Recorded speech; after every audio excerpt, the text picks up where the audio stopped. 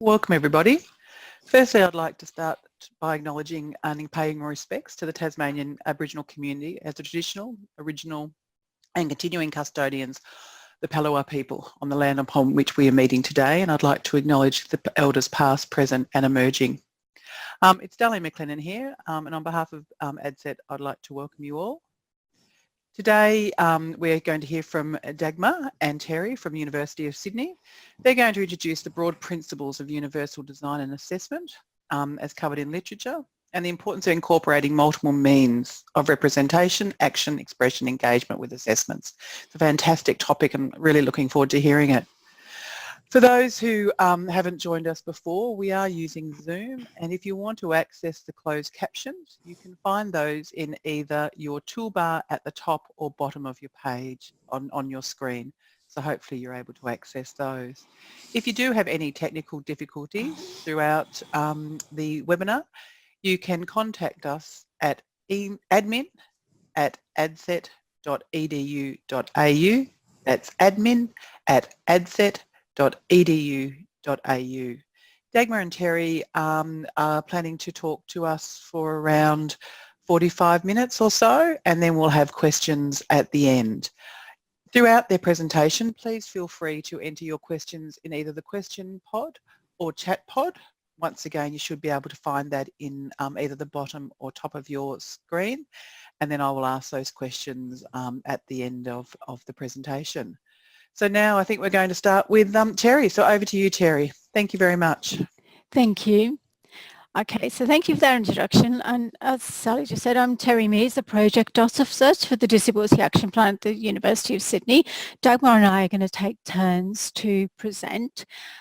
If you see me waving like this, it's just to let Dagmar know to go on to the next slide because we've just got it on the presentation on one's computer. So thanks, Dagmar. So at our university, we're still in the implementation stage of embedding universal design into our learning, digital and physical environments. And there are a number of barriers and challenges to our progress, such as we have a lot of heritage listed buildings, we have rapid change in technology, we also have some resistance to change, but that's amidst huge organisational changes that are actually occurring. So despite that, we feel that embedding UDL into our curriculum is the way forward to ensuring that the teaching and learning environment is accessible for all students at the university. So the awareness of UDL and engagement of academic staff varies across the university. In a university-wide survey that we conducted last year, there was support for the implementation of UDL, but academic staff were really clear that it would not be possible without professional development, mentoring and resources, which definitely included the allocation of time within their workload. So during today's session, we're going to provide you with information about our current context in relation to UDL, provide an overview of the UDL principles, describe how UDL can be implemented within assessment tasks, and what we've done so far in our university and what our next steps are. And then we'll end the session with a short video that we released for International Day of People with Disabilities in 2018 to promote the practice of embedding UDL into the teaching and learning environment within our university. So, the current slide that's on the screen at the moment contains a table which compares our university's current practice when designing curriculum to how a curriculum would be developed using UDL principles. I'm going to use the example of assessment tasks now to compare the two approaches.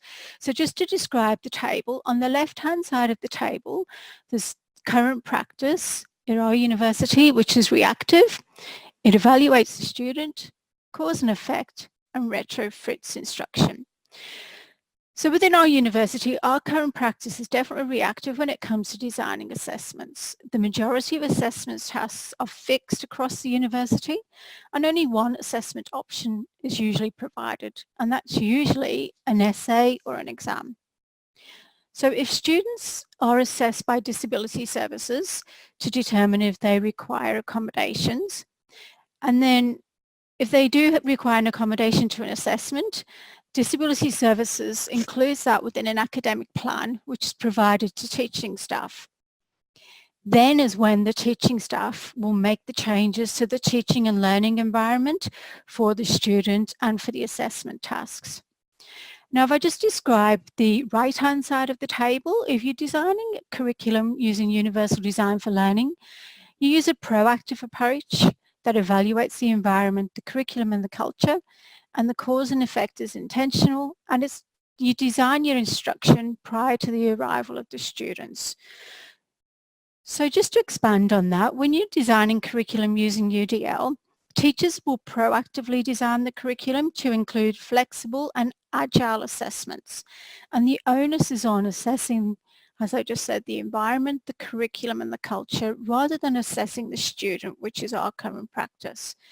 The teaching staff will determine how students can demonstrate the learning outcomes for each unit of study and design assessments accordingly prior to knowing who's in their classroom, rather than when they're given information about who's in their classroom. Okay, just to set the scene for our university, we're undergoing some large-scale changes, and we have been for 2 or 3 years now. There have been university-wide changes to faculty structures, which have involved amalgamation between faculties, and this process will continue for at least another 12 months. So by that stage, we'll have had 4 years of change of faculty restructure. At the same time, the university introduced a new learning management system. So previously we used Blackboard, and now we've transitioned to Canvas. And the change was transitioned in a phased approach. So all units of studies have now transitioned to Canvas, and professional development and resources were provided to assist with the transition, but I'll talk a bit later on in the presentation about this. So despite all of the professional development and resources that were used, a number of units of study were not updated and were just directly moved from Blackboard to Canvas without incorporating any new changes and any UDL within that curriculum.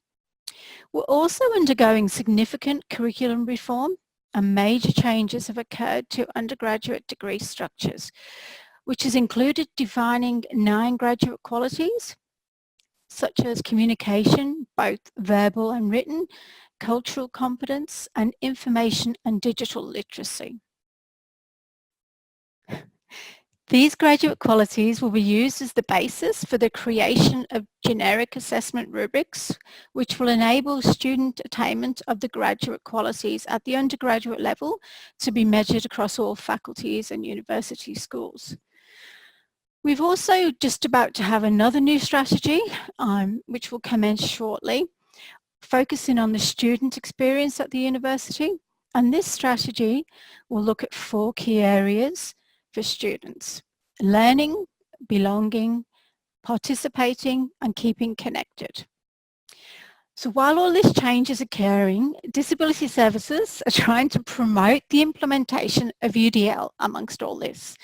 And we're attempting to work alongside the teams that are driving the curriculum reform and the student experience strategy, so that UDL is an integral part of the change rather than it being an add-on. So we are definitely trying to make it as integral part of the changes, because we don't want to just add another change. Okay. I'm just going to now get into Universal Design for Learning and just talk a bit about the definition of universal design and some of the research behind universal design. So universal design is a set of principles for curriculum development that gives all individuals equal opportunities to learn. It's a foundational belief that all students can learn in an environment that supports their learning needs. It provides a framework for proactively designing instruction that addresses the variability of learners, while providing the means to reduce or eliminate barriers to learning. It's grounded in neuroscience research on how individuals learn, and it's a blueprint for creating instructional goals that select and design materials, methods, and assessments that work for all learners. using flexible approaches that can be customized to meet the needs of individual learners. So even though our focus is on disability services, UDL is useful and can assist students from all backgrounds. International students is one example of students that can definitely benefit from UDL being implemented within the curriculum. So it's intended to increase access to learning by reducing physical, cognitive, intellectual and organisational barriers to learning, as well as other obstacles. So the basic premise is that barriers to learning occur in the student's interaction with the curriculum, that it's not inherent solely in the capacities of the learner. So it's very similar to the physical environment, when barriers occur when a person interacts with the built environment. So for example, if a person with a visual impairment will face challenges and barriers accessing a lift if there's no braille on the buttons and there's no announcements regarding what floor the lift is arriving at. But if those things are in place, then a person with a visual impairment will generally not face the barriers. So if a universal design for learning approach is utilised and there's flexibility built into the curriculum, including assessment methods and schedules, then there will be a reduced need for reasonable adjustments for some students with disability. And if fewer students have reasonable adjustments for assessments tasks, then this will reduce the workload for academic and administration staff within faculties.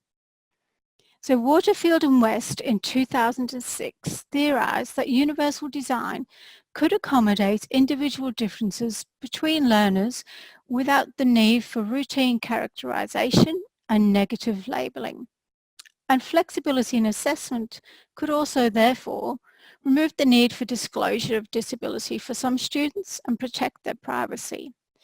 We've certainly found that students within our disability survey mention privacy as a concern consistently, and they do feel that too many staff are aware of their disability in order for them to gain access to reasonable adjustments. So for some of those students, if universal design was implemented, they would not need to disclose their disability and they would feel their privacy was being protected.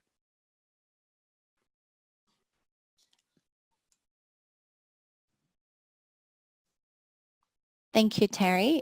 So I will now talk about the 3 principles of universal design, as well as incorporating universal design within assessment. So the first principle of universal design, multiple means of engagement, is really the why of learning, and it assists in developing purposeful and motivated learners. So we know that learners differ in the ways that they can be engaged or motivated to learn in the classroom.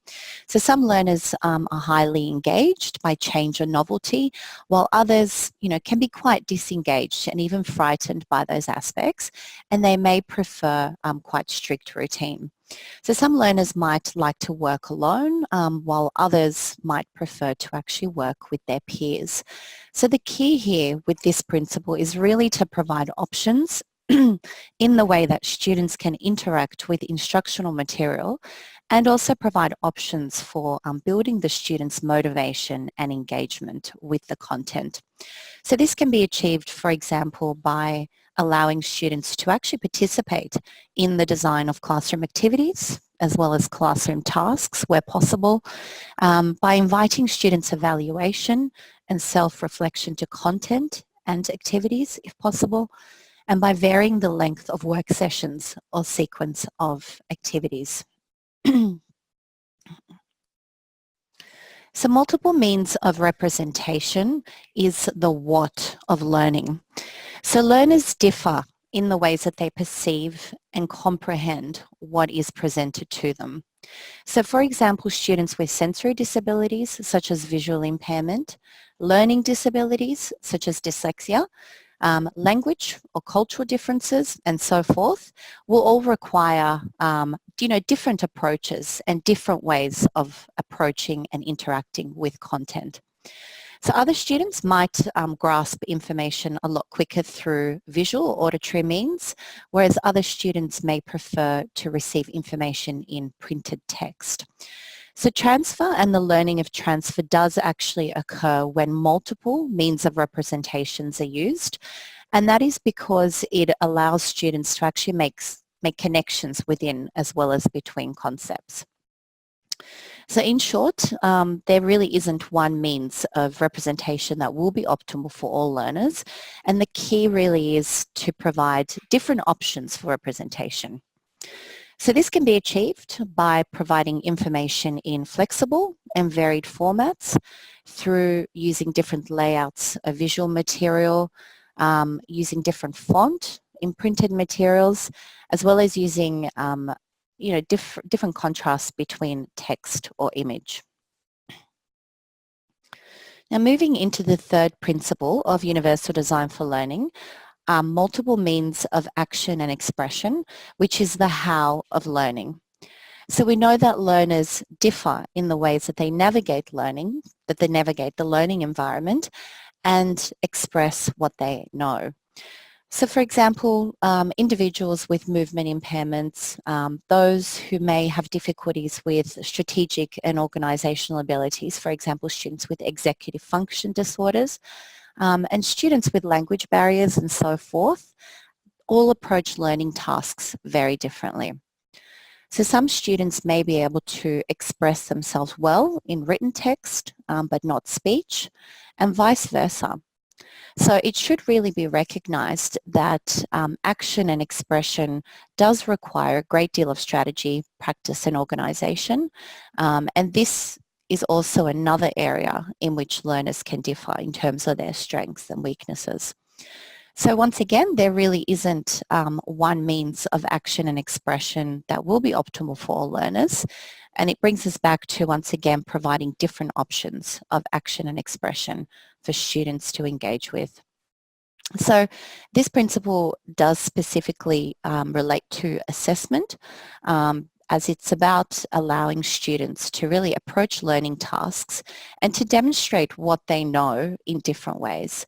So a key example here could be providing students with a variety of different assessment types to be able to demonstrate the required learning outcomes. Terri mentioned, the standard essay and the standard exam, that are worth 40, 60%. It's really about moving away from that, traditional form of assessment and looking at ways and looking at more creative ways. So now looking at universal design for learning within assessment. So in the Universal Design for Learning framework, assessment is described as the process of gathering information about a learner's performance using a variety of methods and materials in order to actually determine the learner's knowledge, skills and motivation. So the goal of applying universal design for learning to assessment is to design and develop assessment that allows participation and success for all students. So we know that learning outcomes, they can be evaluated by a variety of mechanisms, and applying universal design for learning principles to assessment, as I mentioned, does allow for participation for all students and it accommodates learner differences. So to be truly useful with regards to assessment, it must evaluate the knowledge and the skills that are relevant to students' goals, and it must do so accurately. And as we know, this is often very difficult to achieve when the same test is administered to the entire classroom, for example. So although using the same assessment tools for learners might seem to be a fair and equal approach, it certainly is not, and in reality this does not take into account individual learning differences, and this approach actually yields inaccurate results for many students. So we need to recognise that students interact with the curriculum in different ways, and allowing students to access their study and to also be assessed in flexible ways is really the latest in thinking and research. And so incorporating universal design for learning within assessment, it uses the same assessment outcome targets for all students. However, it provides benefits in workload and flexibility, as well as it provides a learning management tool for students.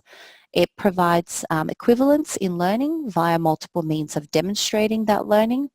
And as Terry mentioned earlier, it does also assist in reducing staff workload through minimising the needs for adjustments.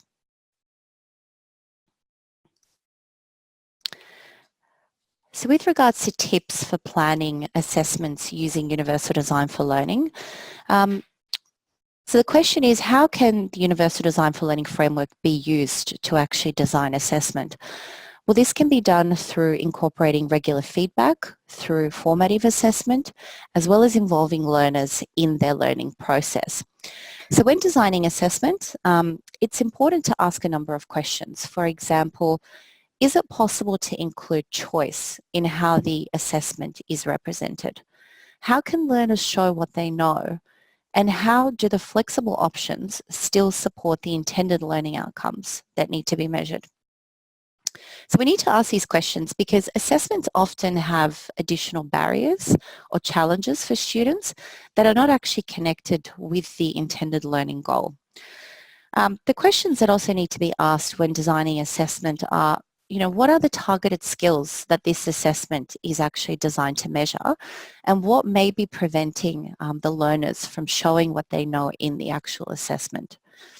So ideally, what we'd like to see at the University of Sydney is an assessment schedule, as I mentioned, which really moves away from the traditional exam and essay, and that offers, different assessment options for students. And by that I mean, videos, newspaper articles, engaging in photo essays, web publications, more creative ways. And so planning assessment using universal design for learning, it supports learner variability through flexible assessments. It provides clarity around expectations, around assessments and learning outcomes. It, eliminates unnecessary barriers within assessment, and also it can provide a sample or previous exams. I'll now hand over to Terri.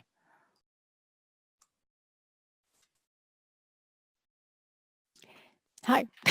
Okay, so we're just going to give you some examples of how we've started to implement universal design for learning at our university. So our university is large and complex across a number of campuses, and to date we haven't really had so far a top-down approach about embedding UDL into the curriculum, but so what we have been doing, we've been partnering with some faculties and with our educational innovation team, people in ADCET, to promote UDL and to start conversations about UDL and to start getting the conversation onto people's radars.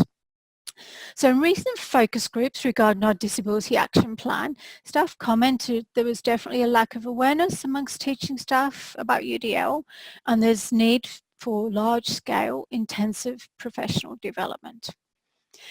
So the first collaboration that we embarked upon was with our Faculty of Arts and Social Sciences, and we've conducted workshops with the Faculty of Arts and Social Sciences and in collaboration with our educational innovation team. And at these workshops, we actually got current academic staff to showcase how they're currently utilising UDL in their assessment planning and content delivery, gave examples of how they utilise UDL and how it's worked in practice, and also with the challenges of, implementing UDL within their own practice. And then we had some opportunities to brainstorm in groups how learning outcomes are able to be met utilising different forms of assessment and how this may fit within the current curriculum. Then we also had a workshop that just focused totally on implementing UDL within campus, and staff again provided examples of how they're incorporating UDL into their units of studies within Canvas. Another collaboration that we are working on is with the discipline of rehabilitation counselling.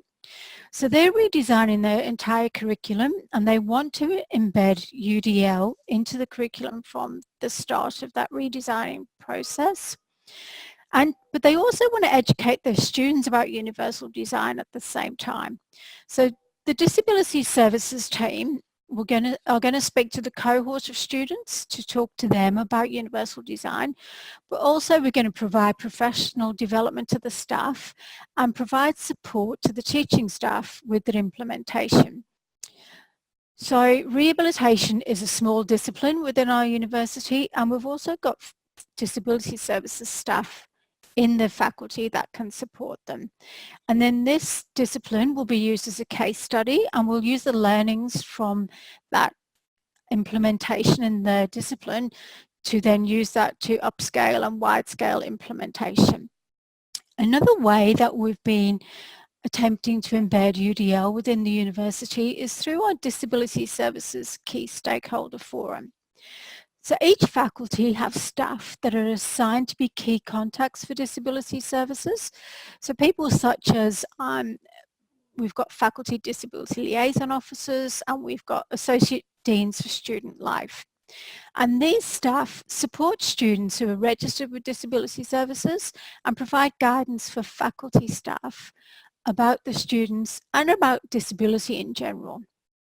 So the forums that we hold are networking platforms for the staff, and they're held once a semester. So the recent forums we've been really focusing on providing information about embedding UDL into assessment and also within the digital environment and focusing on digital accessibility. In our Disability Inclusion Week last year, we actually opened up the forum to all staff, and we had a brainstorming exercise focusing on how we could implement UDL at the university. So some of the feedback that we got through that session was, obviously people want professional development, but also people wanted skills in designing equitable alternative assessments, because that is quite an area of concern for academics, that if they're providing alternative assessments to students with disability or any students who needs an alternative assessment, how do they know that it's making sure that it's equitable to the other students within their course? People wanted more examples of best practice. They wanted training also on how to use the features of uni-supported tech that can enable UDL. So staff know there's tech available, but they're not sure sometimes how to use it in a practical sense within their teaching and learning environments. Also, they want it to be UDL to be part of people's KPIs.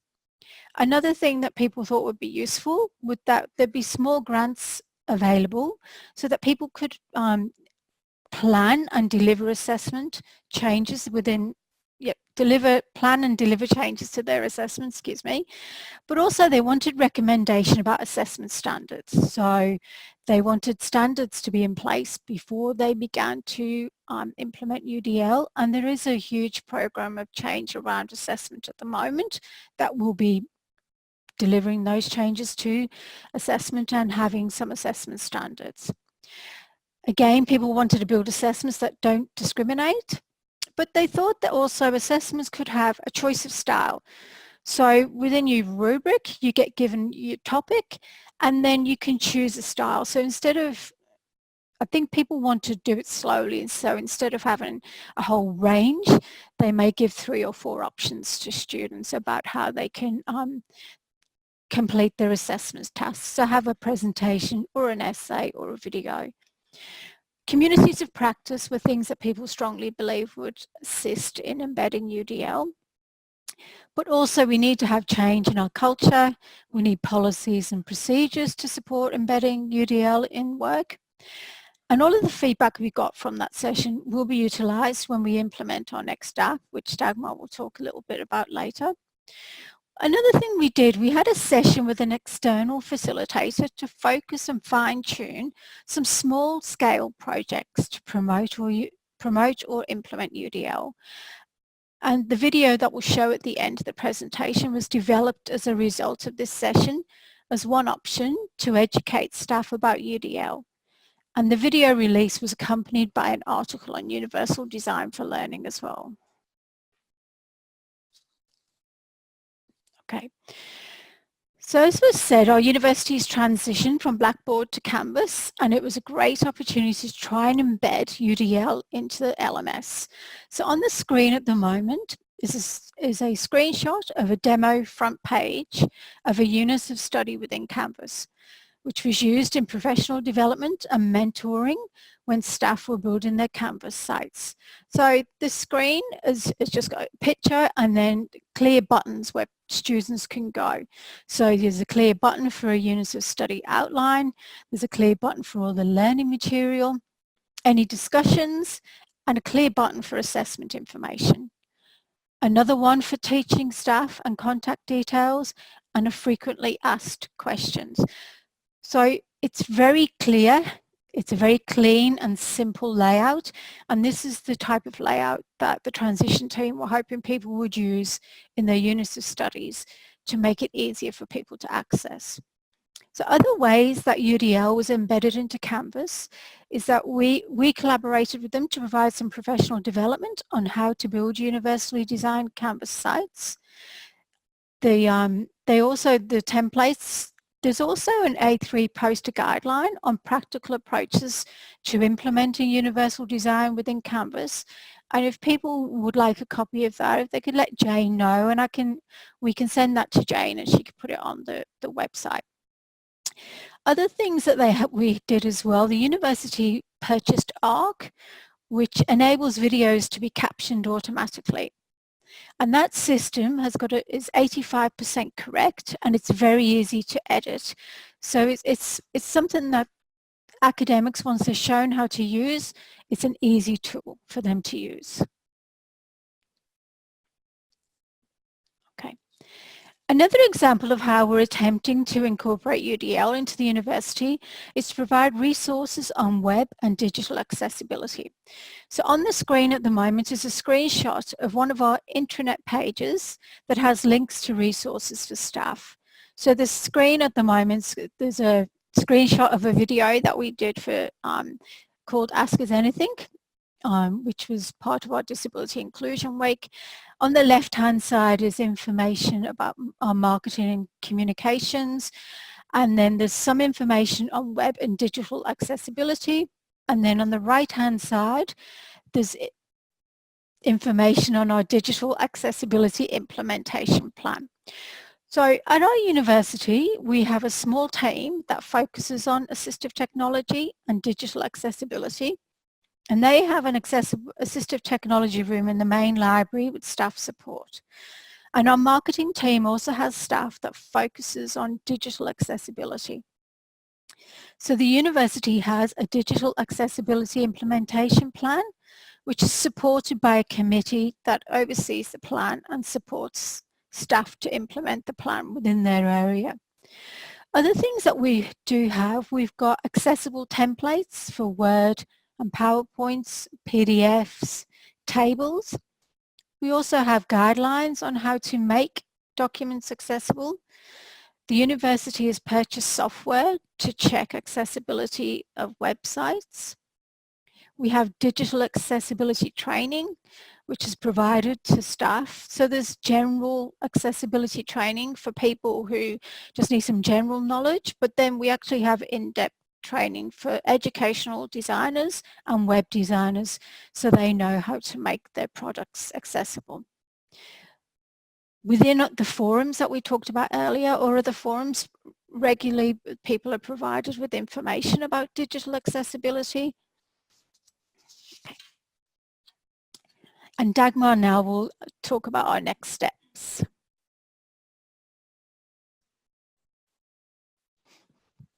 Thank you, Terry. So with regards to the next steps, I suppose the key step for us is to looking at incorporating universal design for learning as a key outcome within our new disability action plan. So we're actually in the process of developing the university's new disability action inclusion plan, and that will be a 5-year plan, and within that we have prioritized incorporating universal design for learning within the curriculum as a key objective. Now, We're still in the process of having the plan approved prior to hopefully launching it in the second half of the year. And we took this particular objective to the University Executive Education Committee. And the feedback that we received was that it's a huge task. Obviously, we are pushing forward. We have indicated that it is a priority. So the feedback that we've received, the way that the University Executive Education Committee would like us to approach this is to look at potentially piloting the implementation of UDL across one faculty or across two faculties. So yeah, looking at setting up a pilot initially, looking at setting up a working group, doing a number of tests and evaluating that pilot prior to actually rolling it out across the university. So we've taken that on board, obviously as a place to start, and we have requested, in terms of the funding, what we've requested is staffing funds for 2 project officer positions, and that would be a policy and a project manager. So the way that we see these positions being instrumental in leading the pilot would be obviously to work with the key stakeholders within that faculty or faculties in terms of moving forward with that pilot. So as Terri mentioned, we have, over the last 24 months been quite proactive in involving, internal key stakeholders in promoting universal design for learning. We've held a number of workshops and information sessions. So there are colleagues within the university who are really keen and motivated in terms of moving forward with this. And so, we certainly would know who to approach in starting a large pilot. So if that gets approved and if that gets the go-ahead, that will be the next key step for the university, and hopefully that pilot will be able to lead us to bigger and better things across the university. Okay, so now just we've got a video which, as Terri mentioned, we developed in 2018, and that video is really involves a number of academics speaking about how they actually incorporate universal design for learning within their everyday practice and why it is important. So the video was developed to promote the practice of universal design for learning within the curriculum, and I will play that video now.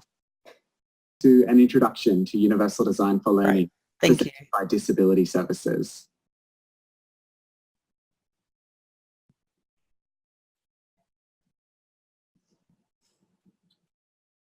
Speaking now is Dr. Jessica King, Academic Fellow, Gender and Cultural Studies. Universal design for learning is about making sure that you have in your teaching, in your classrooms, principles of inclusion that are in place from the get-go, so that you're designing from the beginning of your classroom experiences, teaching and learning that everyone can access. You're about to hear from Dr. Nikki Wedgwood, Senior Lecturer, Faculty of Health Sciences.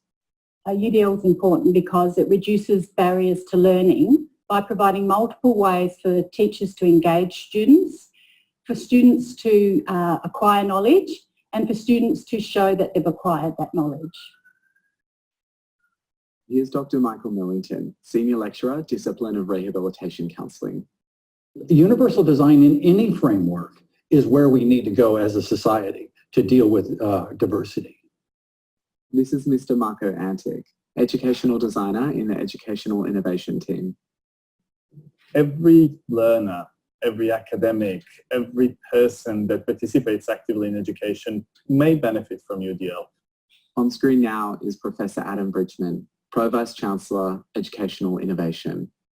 In my role as PVC for Education Innovation, we have a task to make sure that our academics are teaching students of all types. And so universal design for learning forms a cornerstone framework with which we can develop our academics to make sure they are engaging students in multiple ways. When I talk to academics and when I hold trainings, I help academics to incorporate UDL within their teaching by explaining them what are the tools they can use and how they can best use them to accommodate all the students that they may or may not have in their classrooms. they can get a sense that talking about differences in learning styles is actually an open and ongoing conversation in the unit of study rather than something to be stigmatised. I've implemented UDL, for instance, in my unit on disability, sport and social inclusion by providing multiple ways for students to become engaged with the topic. So if you really want to be able to do it, you have to build it into design, and you have to bring the voice of people with disabilities. I think that the most simple thing that everyone can do is just be aware that UDL is not complicated, it's there, and think about it. That's where it needs to start. I think that we could have collegial meetings or conversations where we're foregrounding issues of inclusivity and curriculum reform in our process of producing units of study. Hidden in this universal design is the fact that we're no longer teaching as if we're teaching one person, but we're embracing diversity because that's important for society.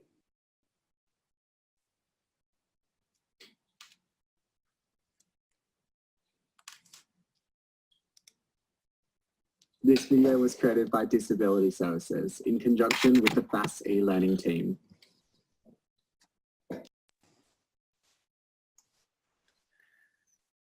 Okay, Dagmar, is there any, you ready for the questions? Yes. And Terri? Yeah, excellent. So if people haven't seen already, you can add your questions to the chat or the question pod. So we had a couple of questions come through. The first one is, does the digital accessibility implementation plan include options to translate content to language other than English? Has that been a focus at all? Not that I know of at this point. As far as I know, it's about making sure that people with disabilities can access the digital environment. But as to in our next disability action plan, we will be broadening that implementation plan, so that could be part of the next phase, because we're going to get more students involved in that committee. Our overarching disability action plan committee does have students involved, but the digital committee doesn't have students, so that could be something that we could look at, but I don't know at this point. Okay. Would you like to see common UDL principles used across all tertiary education settings as to see consistency with student outcomes across the learning spectrum? I think that's a good question. I'm not sure. I think certainly in terms of having the 3 UDL principles, you know, if we're looking at utilising UDL across the curriculum, it's using the 3 UDL principles, but how they're actually used is very different, as you've seen from our presentation and doing a little bit more research into the area. There's definitely scope for creativity, so I don't think that we need to say it needs to be consistent, but I think if we stick within the 3 principles, I think that's how we can achieve consistency. Yep, that's great. Someone I think is asking the question I was going to ask. So what was the feedback from the student perspective of UDL in the curriculum assessment tasks in the examples implemented? The students have provided feedback that they do want different options. So when we went to the University Executive Education Committee, it was the students representatives on that committee who said to me at the end, we really want you to do this. We are really behind you doing this. So they do want different options. They want to be able to engage with the curriculum in different ways as well. And they certainly want to be able to demonstrate their learning outcomes using different tasks, because they would like to be able to.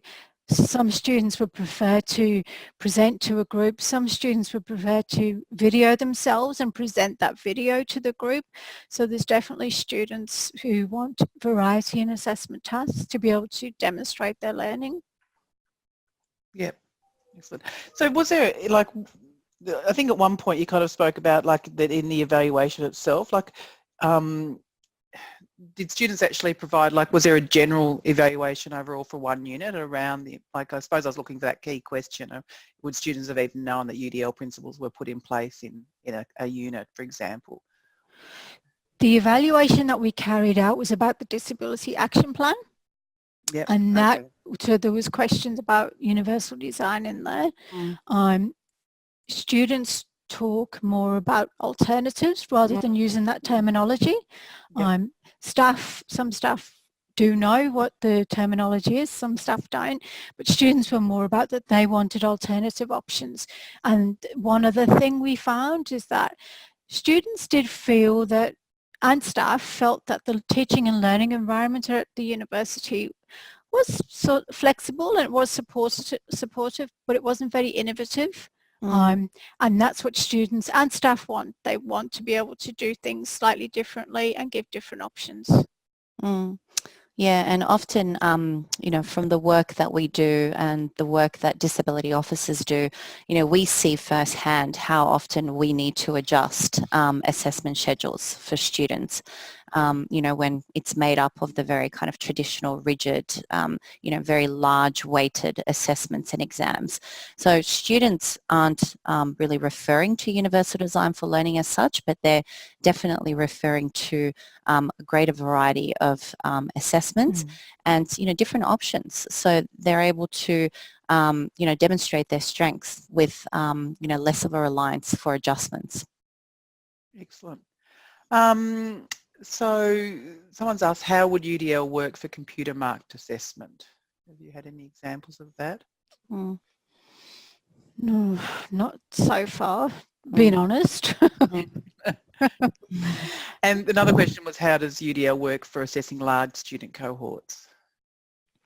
I think, again, it's about trying to, I think what the staff were saying last year, and we need to look at getting some assessment standards across the university, because people do get worried about the different options within that big group, and being able to mark that is obviously very difficult. And so that's why we need to look at our assessment standards and work from there. But sometimes it is about how you actually demonstrate the knowledge. So if you're marking an essay and the person's meeting all the outcomes within a rubric, but someone else is presenting a video and they're meeting all the learning outcomes in a rubric, then you should be able to mark across those two types of assessments. But I'm not saying it's easy, and it will take time. It certainly will take time and practice.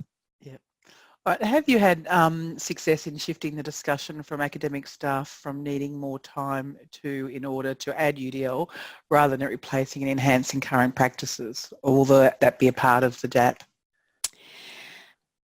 Look, I think it depends on the staff. So, for example, in faculties of arts and social science, they've got the School of Education and Social Work.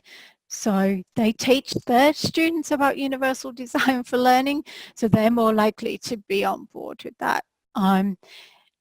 Other staff do find it difficult, but I think that's why we need a pilot to show that. Because we need to show it within our own organisation. Yeah, I think the reason for the pilot is to be able to demonstrate you know, how it's actually effective, how it's assisting students, but also how it can be, you know, used to kind of, I think the fear is that, you know, there'll be a significant increase in workload. So we need to be able to demonstrate how, you know, if we implement it from the very beginning stages, how it doesn't necessarily increase workload. Yeah. A question also, what universal design services are provided for deaf and hard of hearing students? Has there been any pilot? I suppose we offer a number of reasonable adjustments to students with hearing impairments, and in terms of universal design principles, it's, you know, providing captions for, you know, any video content, looking at, I suppose, live remote captioning. Do you have any? And also, reminded, one thing that we Microphones. need lectures using microphones. Yes. Using microphones, whether it's in lectures, we try and encourage people. When we do our forums, we use the microphones all the time, getting people to repeat questions back. Like Dagmar said, the captioning, and as I mentioned, we've got ARC in Canvas, so 85% of it's correct in there. We do have teams who can support. We've got our assistive technology team who can support from the background as well. So they go into Canvas and check videos, and they do provide support too. So they're the main things that we do. Can I just say, I've noticed a lot of people are putting up resources. So another resource is the UDL IRN Summit as well. And as of this week, Novak Education in the US have just started an online course, Universal Design in Higher Education. It started yesterday and I enrolled myself, so it's going for 2 months. So if anyone is interested, have a look on Novak Educational Consulting, and they're starting a brand new online course, UDL in Higher Education. Fantastic.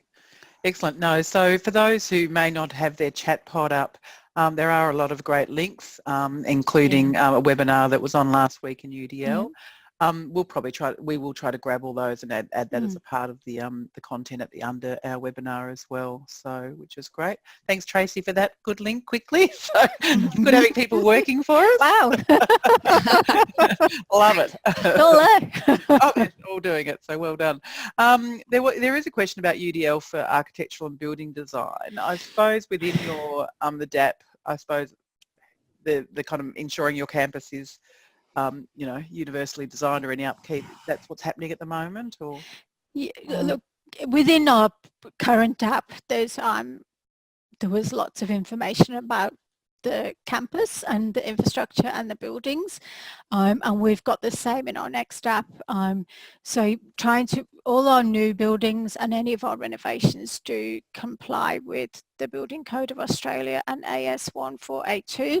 We are trying to encourage our campus infrastructure services to also have universal design in the buildings, and our architecture school does have a unit of study about universal design as well. And universal design from learning actually came from the architecture field. That's where it started. That's brilliant. Well, excellent. Just looking at the time, we're about to wrap up. Just 2 plugs I would like to give before people leave us is we do have a couple of new webinars coming up in next week and the week after. One is on inclusion of people with disability in the VET project for anybody that is from the VET sector joining us online. And then after that, on the 12th of June, we've got Inclusive Classroom, which is going to be a presentation from Microsoft. And I've seen Troy present well before, and he's quite engaging. And for those universities and TAFEs and other education providers listening that are Microsoft world, it's really great to kind of see what Microsoft's done in that space. Another plug is we're about to upload some content into ADCET around showcasing La Trobe's How Inclusive is My Subject. We've done a little bit of a case study on something that's probably very similar and aligns with what Dagmar and Terri have been speaking to as well, which is great to see so many universities and TAFEs kind of tackling this and ensuring inclusivity in all they're doing. So thank you so much for an informative presentation. I'm just jealous. Have seen that the university that is in my region, our DAP is truly expired, and I don't know if universal design's a part of the language, but you've inspired me to go forth and champion some stuff here, and feedback from everybody online now. It's a very positive presentation you've given, and we wish you all the luck and in the world in your journey, and we will keep in touch because we would like to hear how the pilot goes and any outcomes either through a webinar or some content. Thank you. Okay, thanks everyone. Great. Thank you very much for your time. Thank you everybody, and thank you, Bye. Jason, Bye. our captioner.